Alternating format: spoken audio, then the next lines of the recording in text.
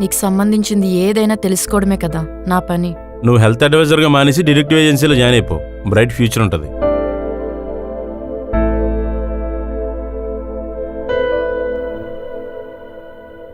పై నుండి రికమెండేషన్ వచ్చింది అండ్ మా టీఎల్ వరప్రసాద్ కూడా చెప్పాడు కాబట్టి మీకు ఈ జాబ్ ఇచ్చాం. మా మేనేజర్ ఏమో ఆ అమ్మాయికి ఏమీ రాదు, ఎందుకు తీసుకున్నారని నన్ను దొబ్బుతున్నాడు. సో మీకేమీ రాదని ఆఫీస్లో అందరికీ తెలుసు. మీరు ఆఫీస్లో జాయిన్ అయినప్పుడు మీకు కూడా ఏం రాదు కదా. మా ఫియాన్సీకి కూడా టైం ఇవ్వండి, మెల్లగా నేర్చుకుంటుంది తను కూడా. తను నీ ఫియాన్సీయా? నేను ఇంకా డ్రైవర్ అనుకున్నాను. అవును, నేను డ్రైవర్ని. తన లైఫ్ని డ్రైవ్ చేసే డ్రైవర్ని. మీరు డ్రైవర్ అయితే నాకెందుకు, క్లీనర్ అయితే నాకెందుకు? మీకు జాబ్ ఇచ్చిన లాఫర్ ఎవర్రా అని నన్ను తిట్టుకునేలా చేయకండి. అందరి దృష్టి మీ మీదే ఉంది. జాగ్రత్తగా వర్క్ చేసుకోమని చెప్పడం నా ఉద్దేశం. మీరేం టెన్షన్ పడకండి, నేను క్విక్ లర్నర్ని, ఏదైనా తొందరగా నేర్చేసుకుంటా. అవును, మా బేబీ చాలా స్పీడ్. మీకు ముఖ్య విషయం, రేపటి నుంచి ఆఫీస్కి వచ్చేటప్పుడు నేను తీసుకురాకండి. స్కూల్లో పిల్లాన్ని దింపినట్టు రోజు ఏంటిది?